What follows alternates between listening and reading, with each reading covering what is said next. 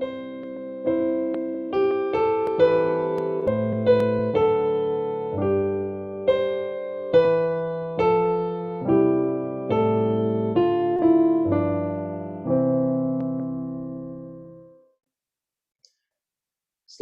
malam Bapak Ibu Saudara sekalian. Kita bertemu lagi di dalam renungan malam pada awal minggu ini hari Senin. Dan kita akan merenungkan satu bagian firman Tuhan dari Yeremia pasal 31, ini perikop yang terkenal. Yeremia 31, kita membaca 31 sampai dengan 34. Yeremia 31 ayat 31 sampai dengan 34. Mari kita merenungkan bersama-sama bagian ini. Sesungguhnya akan datang waktunya, demikian firman Tuhan, aku akan mengadakan perjanjian baru dengan kaum Israel dan kaum Yehuda. Bukan seperti perjanjian yang telah kuadakan dengan nenek moyang mereka pada waktu aku memegang tangan mereka untuk membawa mereka keluar dari tanah Mesir. Perjanjianku itu telah mereka ingkari meskipun aku menjadi Tuhan yang berkuasa atas mereka. Demikian firman Tuhan. Tetapi beginilah perjanjian yang kuadakan dengan kaum Israel sesudah waktu itu. Demikianlah firman Tuhan, aku akan menaruh Tauratku dalam batin mereka dan menuliskannya dalam hati mereka. Maka aku akan menjadi Allah mereka dan mereka akan menjadi umatku. Dan tidak usah lagi orang mengajar sesamanya atau mengajar saudaranya dengan mengatakan, kenalah Tuhan, sebab mereka semua besar kecil akan mengenal aku. Demikianlah firman Tuhan. Sebab aku akan mengampuni kesalahan mereka dan tidak lagi mengingat dosa mereka. Demikian pembacaan firman Tuhan, mari kita masuk di dalam doa. Tuhan berkati renungan pada malam hari ini. Tuhan menolong kami supaya kami bisa mengerti kehendak Tuhan dan Roh-Mu yang kudus sekali lagi boleh bekerja di dalam kehidupan kami. Berdoa supaya Tuhan membawa kami ke dalam kehidupan yang semakin mengerti apa yang menjadi kehendak Tuhan, yang semakin mengenal Tuhan, dan terus bertumbuh di dalam anugerah-Mu. Berkati hamba-Mu Tuhan yang melayakkan dan berkati setiap daripada kami juga yang merenungkan bersama-sama. Demi Yesus Kristus kami berdoa. Amin. Ya sudah, ini bagian ini boleh dibilang ini ya, sudah ini salah satu highlights gitu ya. Bukan hanya di dalam kitab Yeremia, ini seperti kayak klimaks gitu ya. Ini theological high point gitu lah. Kalau boleh pinjam istilah ini Fred Heim. Theological high point bukan hanya di dalam kitab Yeremia, tapi bahkan di dalam teologi perjanjian lama ya.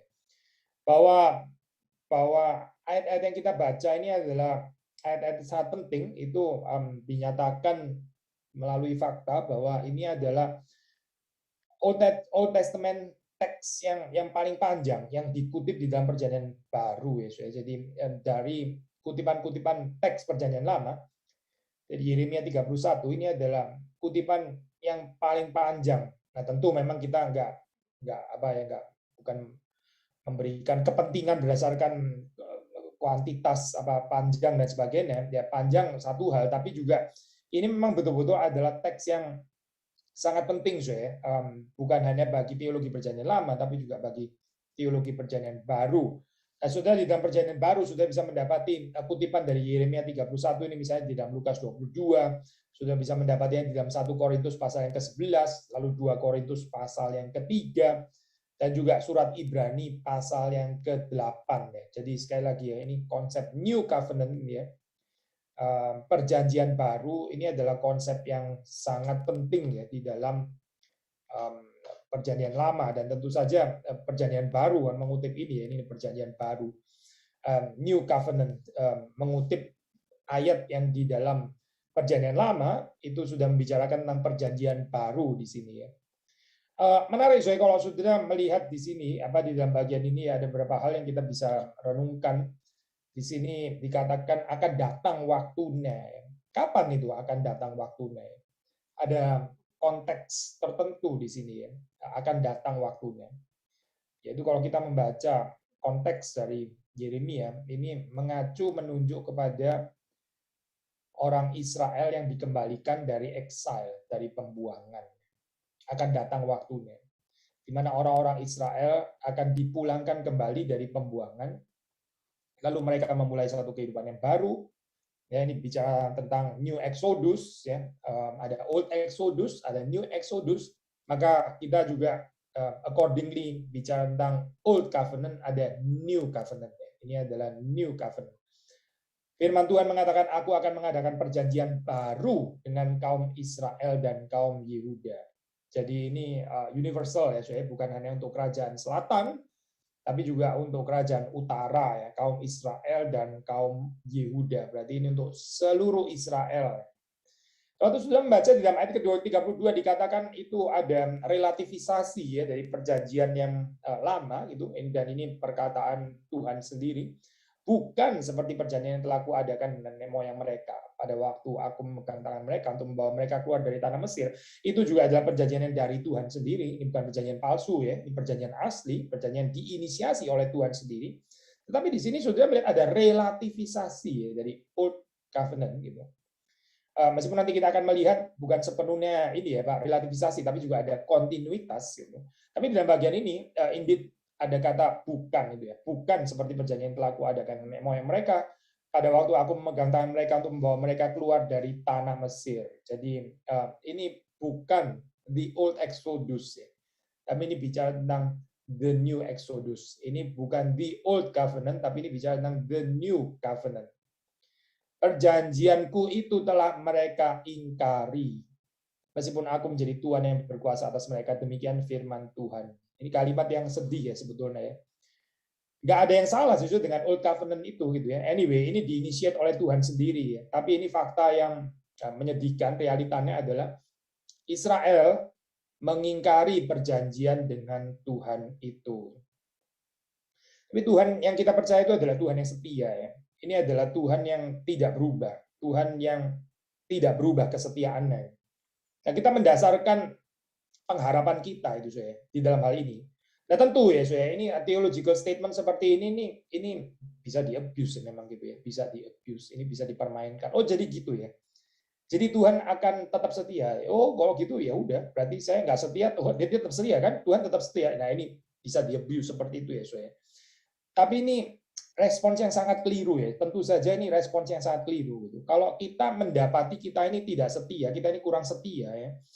Lalu terus kemudian kita mengenal Allah itu tidak berubah setia ya. Itu seharusnya membuat kita bertobat gitu, untuk setia seperti Allah yang setia kepada kita.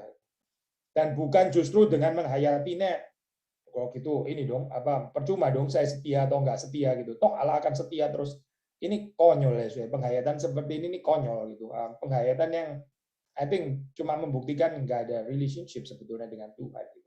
Orang yang ada relationship dengan Tuhan, ya nggak akan berpikir seperti itu, ya. Tapi mereka akan mendasarkan kesetiaan mereka, ya pengikutan mereka kepada Tuhan itu berdasarkan Tuhan yang setia, Tuhan yang selalu setia.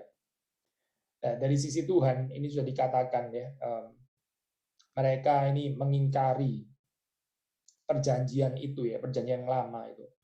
Telah mereka ingkari, meskipun aku menjadi Tuhan yang berkuasa atas mereka. Tetapi mereka mengingkari orang-orang Israel. Demikian firman Tuhan. Kalimat seperti ini diberikan, saya. Ini untuk membuat kita itu sadar ya akan keberdosaan kita. Membuat kita untuk rendah hati. Membuat kita untuk tahu kegagalan kita. Sehingga kita nggak menjadi orang-orang yang self-righteous. Ini langsung saya aplikasikan dalam kehidupan kita. Ya. Ini memang konteksnya Israel tentu saja gitu. Tapi di dalam kehidupan kita ya, saya waktu kita membaca kalimat-kalimat seperti ini gitu, itu seharusnya membawa kita kepada kerendahan hati, sadar bahwa kita ini gagal di dalam memelihara, di dalam memegang perjanjian dengan Tuhan. Justru di dalam keadaan yang seperti ini ya, kita ada harapan. Justru kita ada harapan, saya. Kalau kita ada pengakuan dosa.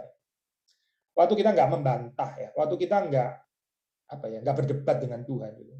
Berdebat misalnya ya dengan mengatakan mana? Kapan saya mengingkari perjanjian? Loh, saya bukan nggak setia loh ya. Saya tetap setia kepada Tuhan gitu ya. Salah deh kayaknya dibilang saya nggak. Wah ini kacau saya. Seperti ini kacau ya. Kalau nggak ada kesadaran ya, saya akan kegagalan. Kalau nggak ada kesadaran akan dosa, kekurangan dan sebagainya. Ini kan buntu.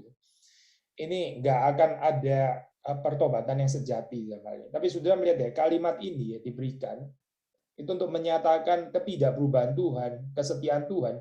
Tapi sekaligus juga menjadi sesuatu yang seharusnya untuk menyadarkan umat Tuhan akan kesalahan dan keberdosaan mereka.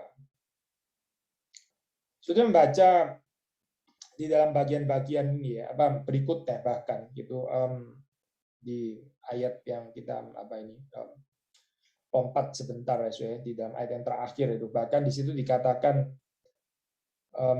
semua orang itu akan mengenal Tuhan gitu kan ya, besar kecil semuanya akan mengenal Aku, sebab Aku akan mengampuni kesalahan mereka dan tidak lagi mengingat dosa mereka. Nah ini ada komentator mengatakan, again ini theological statement yang bisa di-abuse kalau kita meresponsnya salah gitu.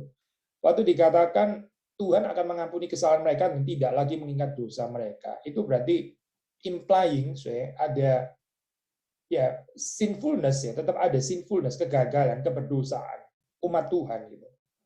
Implying continuing sinfulness, saya boleh kutip ini ya, Pak Fredheim ya, ini mengatakan seperti itu. Dan ini nggak bisa ada jalan keluarnya kecuali Allah yang mengampuni di dalam kesetiaan. Israel sudah pernah berdosa dan Indit berdosa dan selalu berdosa tegar tengkuk dan mengingkari perjanjian dan seterusnya dan itu membawa mereka ke pembuangan. Kecuali ada pengampunan Tuhan bagi umatnya. Kita semua saudara dan saya juga akan masuk ke dalam pembuangan. Gak ada yang bisa menaati secara sempurna ya ini Taurat Tuhan, gak ada itu. Kecuali ada pengampunan Tuhan. Maka itu pengampunan itu ya di dalam kekristenan itu bukan satu tambahan itu ya, bukan appendix, bukan pengampunan itu betul-betul core di dalam iman kepercayaan kita. Karena kita ini cannot even exist without God's forgiveness. Sekali lagi ya, di dalam ayat ini ya, itu di-imply ada continuing sinfulness. Kita ini selama kita berada dalam dunia, kita nggak bisa hidup sinless itu ya, sama sekali nggak ada dosa lagi. Nggak bisa, karena kita masih bergumul di dalam ini fallen world ya. Kita ini belum sepenuhnya dibebaskan ya dari tubuh yang berdosa ini. Demikian sudah membaca di dalam perjanjian baru gitu. So akan ada continuing sinfulness, tapi sekali lagi ini jangan untuk dimanfaatkan terus kemudian untuk mengumbar dosa, atau memang kita bukan penganut perfeksionisme gitu misalnya. Bukan ke sana, tapi untuk menyadarkan betapa kita itu sangat membutuhkan belas kasihan dan pengampunan ilahi. Nggak ada orang yang bisa hidup righteous sepenuhnya sinless sampai nggak memerlukan pengampunan lagi di dalam masa depannya gitu ya. Nah, mulai sekarang ya, mulai hari ini ya, karena saya hari ini sudah minta ampun gitu ya, dan seterusnya saya nggak akan pernah perlu minta ampun lagi gitu. Ini kayaknya ngawur sih. Ini bukan ajaran firman Tuhan, tapi saudara membaca di sini ya, dengan Tuhan itu mengatakan aku akan mengampuni kesalahan mereka ya, aku akan mengampuni kesalahan mereka, berarti in the future ya, Israel umat Tuhan itu memang akan masih ada kegagalan, ada sinfulness yang akan terjadi gitu. Tetapi the good news adalah Tuhan akan mengampuni kesalahan mereka dan tidak lagi mengingat dosa mereka. Kita mengenal Tuhan yang seperti ini di dalam kitab suci gitu, dan kita dipanggil untuk pertama ya dengan rendah hati untuk merefleksi, dengan rendah hati menerima pengampunan ini. Tapi kemudian juga merefleksikan ya di dalam kehidupan komunitas gitu. Kesiapan untuk mengampuni ya even dosa yang akan datang ya, tentu kita bukan mengampuni dalam artian seperti kita mengampuni dosa seperti Tuhan, itu cuma Tuhan yang bisa melakukan ya, tapi mengampuni orang yang bersalah kepada kita, termasuk di dalam waktu yang akan datang in the future ya, dan tidak mengingat dosa masa lampau ya. Ini move on in the true sense of the word ya, yang disebut move on ya, ini move on itu. Yahweh itu moves on ya, dasarnya itu adalah Tuhan sendiri gitu. Tuhan akan mengampuni kesalahan mereka dan tidak lagi mengingat dosa mereka. Sudah di komentator atau ini ya ahli perjanjian lama yang lain ini pernah mengatakan komentar seperti ini ini sebetulnya kalau sudah membaca di situ ini priestly language ya, ini typical priestly language bicara tentang pengampunan dosa ya.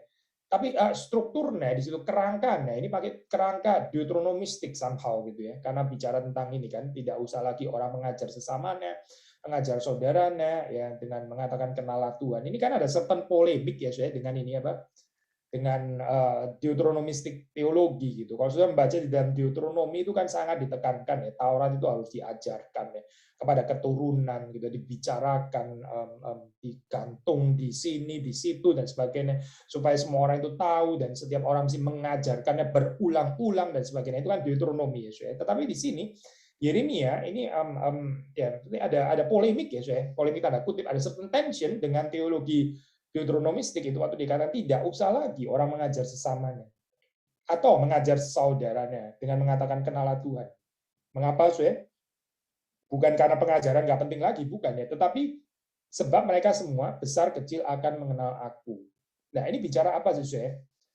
Bicara ini ya, saudara, universal sekarang gitu. Kalau tadi itu cuma certain orang ya, certain orang yang apa itu mempunyai akses katakanlah gitu ya. Orang-orang tertentu tuh memiliki special access terhadap knowledge of God ya. Siapa itu? Kalau dalam Perjanjian Lama ya jelas nabi gitu pasti ya. Nabi atau raja gitu ya, itu mempunyai special access to the knowledge of God. Ya. Tetapi di sini semua sekarang ya memiliki akses. Ya, jadi ini bicara tentang ya kita bisa pinjam istilah yang sering kali dipakai ini ya di dalam apa Lutheran theology gitu. Kalau Lutheran theology kan bicara tentang common priesthood of all believers ya. Ini bicara tentang common prophethood of all believers. Common prophethood maksudnya apa sih? Sekarang yang memiliki akses pengenalan akan Allah itu bukan segelintir nabi-nabi ya, tapi semua orang. In a sense kita bicara tentang demokratisasi juga di sini gitu. Demokratisasi. Bukan hanya untuk segelintir orang, tapi sekarang dibuka untuk semua orang. Sama seperti kita melihat di sini waktu dikatakan ini ya, apa itu aku akan mengampuni kesalahan mereka.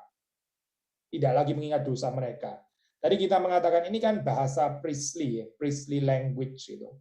So kita juga bisa tetap mengatakan tuh dengan pemahaman yang sedikit berbeda dengan ini ya, dengan yang ditekankan oleh Luther gitu. Tapi dalam bagian ini tepat juga kita pakai istilah common priesthood of all believers ya. Common priesthood of all believers. Di dalam pengertian apa tadi? Di dalam pengertian bahwa semua orang itu ya diampuni kesalahannya ya. Kalau di dalam Perjanjian Lama kan mesti melalui imam seperti kita tahu kan ya. Itu diperantarai melalui imam. Sekarang ini apa menunjuk kepada Yesus Kristus ya sebetulnya. Yesus Kristus itu membuat jabatan imam itu tidak diperlukan lagi karena dia adalah sang imam besar yang agung ya. Dan sekarang semua orang ya di dalam Yesus Kristus ya dia adalah imam di dalam pengertian apa? Ya mereka diampuni kesalahan mereka tanpa harus perlu ada mediasi imam yang lain gitu karena Yesus Kristus adalah sang imam besar yang agung yang sudah menyelesaikan semuanya. Itu dari perspektif ini ya apa? Protestan kita mengerti seperti itu gitu. Di dalam teologi Protestan ya. Saudara bisa mendapatinya di dalam studi seperti di dalam surat Ibrani atau di dalam Yeremia pada hari ini ya. So, poinnya apa sih? Sekali lagi ya, ini adalah satu apa ya, new covenant ini good news ya. Good news karena sekarang itu bukan orang-orang tertentu gitu ya, bukan hanya orang-orang tertentu yang dipercaya untuk mengenal kehendak Tuhan, tapi semua orang percaya itu bisa mengenal kehendak Tuhan. Ya, di dalam spirit itu maksudnya. Tentu ini kita nggak boleh tafsir salah. Kalau itu berarti dalam gereja nggak perlu ada lagi dong namanya pengajar. Guru sekolah teologi, ya buku teologi nggak usah bakar semuanya aja gitu ya. Karena ya menurut ayat ini kan katanya semua orang akan mengenal Tuhan, nggak perlu lagi ada yang mengajar sesamanya. Bukan itu ya, itu aplikasi yang ngawur sebetulnya gitu ya. The very fact bahwa kita nggak bisa hidup tanpa orang lain yang mengajar kita, I think itu sebetulnya sudah ini ya common sense ini, nggak usah pakai firman Tuhan itu pun common sense gitu. Mana ada sih anak yang nggak pernah diajar sama sekali gitu. Saya nggak bicara tentang pendidikan formal di sekolah gitu, tapi even di rumah pun ada anak yang nggak diajar sama sekali gitu. Jadi Tarzan lagi anak itu ya nggak jelas lah gitu. Makan ini apa makan apa ini pasir di luar dan sebagainya. Nggak bisa dihidupi lah saya. Kehidupan manusia yang tanpa pengajaran, tanpa pedagogi, tanpa apa edification dan sebagainya ya nggak usah bicara tentang hal teologi dalam hal apapun juga nggak bisa dihidupi kan sebenarnya kita tahu gitu. So pasti artinya ayat ini bukan itu gitu. Tapi dalam pengertian apa? Penekanan itu bukan bahwa nggak perlu lagi ada guru di dalam gereja gitu misalnya ya. Sudah baca New Testament ada pengajar kok di sana gitu. Ada karunia mengajar kok, tetap ada gitu. Jadi bukan itu artinya ya, tapi artinya adalah bahwa setiap orang itu sekarang bisa mengenal Tuhan. Ya. Good news-nya itu adalah setiap orang bisa mengenal Tuhan. Yang tadinya itu hanya segelintir orang ya, dimonopoli gitu ibaratnya. Nabi-nabi itu bukan ini sih ya, bukan punya motivasi memonopoli, memang tidak gitu. Tapi let's say ya hanya orang-orang tertentu itu ya yang diberikan akses. Tapi sekarang terus kemudian dibuka oleh Tuhan sendiri bagi setiap orang percaya, bagi seluruh umatnya. Dan ini berkat seperti ini, ya, ini berarti tanggung jawab juga gitu. Bersama dengan berkat yang dicurahkan ya, berkat yang universal ini ya. Ini bersama dengan ini juga ada tanggung jawab berarti yang diberikan di dalam kehidupan orang percaya, karena ya setiap orang sekarang bisa mengenal Tuhan. So, waktu orang Israel balik ya dari exile, dari pembuangan, itu ini adalah apa ya? Ini adalah event yang baru gitu. Constitutive event ya, pinjam istilahnya apa ini Fred Heim gitu.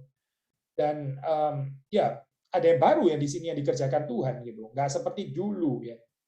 And yet tadi kita mengatakan meskipun demikian tetap ada kontinuitas ya dengan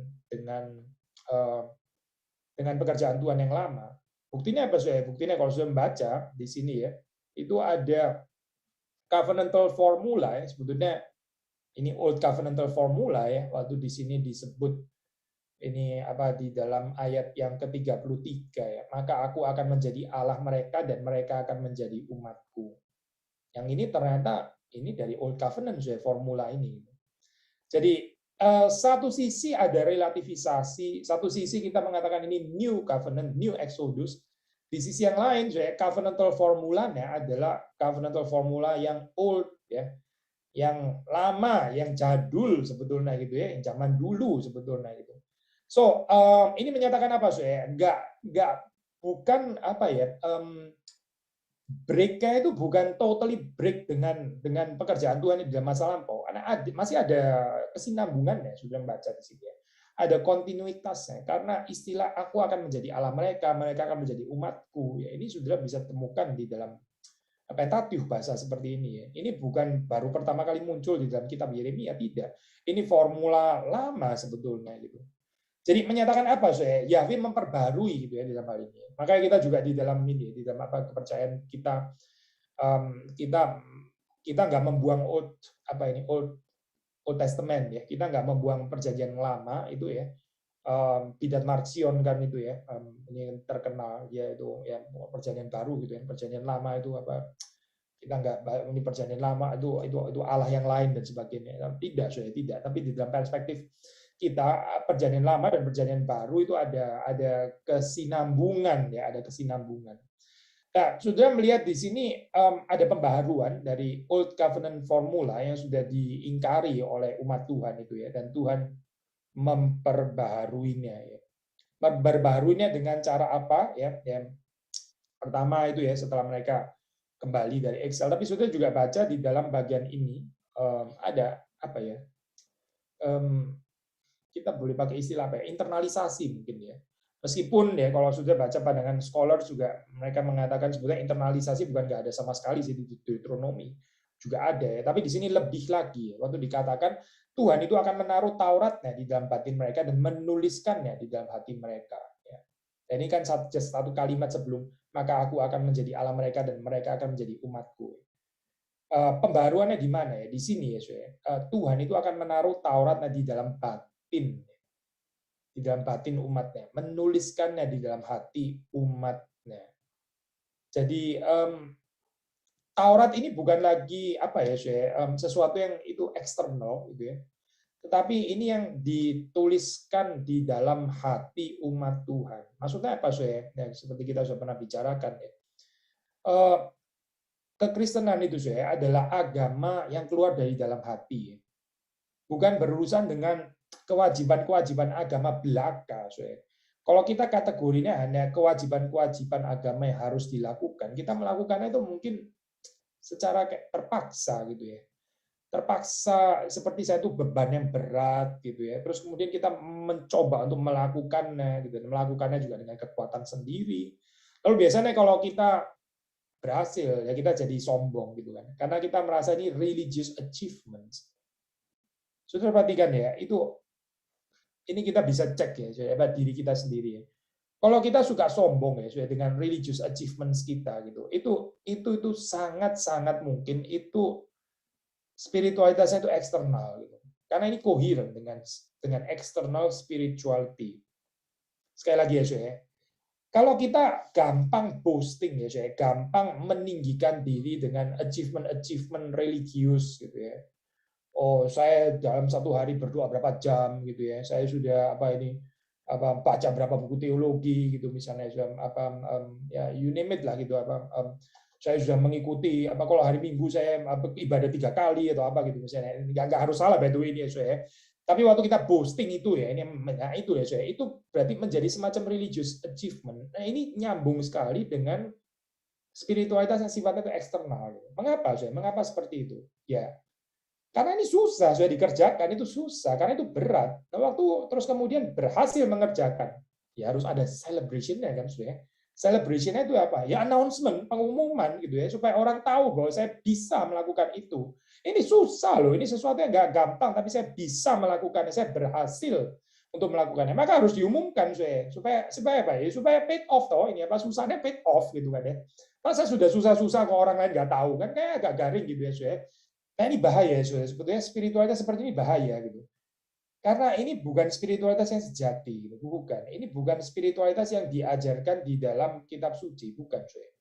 Sekali lagi ya, kita baca ayat sederhana ini ya. Tuhan mengatakan, aku akan menaruh Tauratku dalam batin mereka dan menuliskannya dalam hati mereka. Ya, aku akan menaruh Tauratku dalam batin mereka dan menuliskannya dalam hati mereka. Perhaps bukan kebetulan, kalau kita membaca dari perspektif khotbah di bukit ya, Tuhan Yesus itu mengajarkan waktu kita melakukan ya keagamaan kita, spiritualitas ya, entah itu memberi sedekah, berdoa, berpuasa, kita melakukan itu dalam hiddenness ya. Nah, kontraskan dengan external spirituality yang always pengumuman itu tadi, yang selalu boasting itu kan kontraskan ya. Mengapa hiddenness? Ya sederhana karena kita melakukannya itu di hadapan Bapa, bukan di hadapan manusia. Ini bukan sesuatu yang untuk dipamer-pamerkan, dipertontonkan, bukan. Tapi ini saya melakukannya itu di hadapan Bapa. Jadi orang mau tahu, mau nggak tahu, itu nggak terlalu penting. Gitu. Yang penting itu adalah Tuhan itu mengetahuinya. Gitu. Ini sesuatu yang keluar dari dalam hati saya, yang saya persembahkan kepada Tuhan, yang melihat apa yang tersembunyi. Tetapi external spirituality itu nggak, ya external spirituality itu ya itu mengerjakannya sebagai beban yang berat dan sebagainya, dan ya karena itu selalu perlu pengumuman ya, perlu propaganda, perlu diviralkan dan seterusnya gitu. Karena apa ya karena itu kalau nggak ada itu nggak menyenangkan itu nggak bisa dihidupi ya. Berat gitu ya, harus ada celebration ya, harus ada balancingnya ya. Harus ada kompensasinya dan kompensasinya yaitu propaganda itu tadi gitu misalnya. Tetapi tidak demikian dengan orang yang menaati Tuhan, menaati perintahnya itu dari dalam hati mereka. Waktu mereka menaati, ya itu sudah bahagia. Di dalam menaati sendiri itu bahagia. Jadi orang tahu, nggak terlalu menambah apa-apa. Karena dia sendiri mengalami kebahagiaan di dalam ketaatannya kepada Tuhan. Karena itu dari dalam hatinya.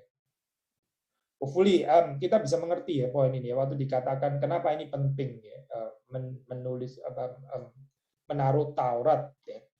Menaruh Taurat di dalam batin umat Tuhan. Kenapa ini konsep sangat penting? Karena ini membebaskan kita dari external atau outward spirituality. Hopefully dengan kehidupan kita bertumbuh ya, semakin mengenal Tuhan ya, semakin kita bertumbuh di dalam anugerah Tuhan, kita juga ditransform ya dari kehidupan yang tadinya itu merasa kekristenan itu adalah beban berat gitu ya, kok tidak enak. Yesus kita bisa mengaminkan perkataan Yesus Kristus yang mengatakan kuk yang kupasang itu enak dan bebanku pun ringan. Meaning ketaatan kita kepada Tuhan itu something yang kita juga enjoy dari dalam hati kita. Mengapa? Karena Tuhan sendiri menaruh Taurat di dalam batin kita dan menuliskannya di dalam hati kita. Kiranya Tuhan memberkati kita semua. Mari kita masuk dalam doa.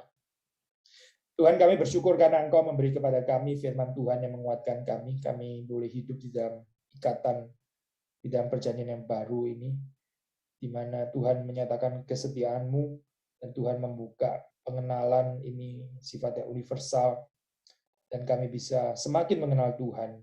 Kami berdoa supaya Tuhan menolong kami bisa menjalani kehidupan seperti yang dikatakan di sini. Kami adalah umat perjanjian baru, umat Tuhan, umat perjanjian baru, dan kami mengalami kebenaran firman Tuhan di dalam kehidupan kami. Demi Yesus Kristus kami berdoa, kami bersyukur. Amin.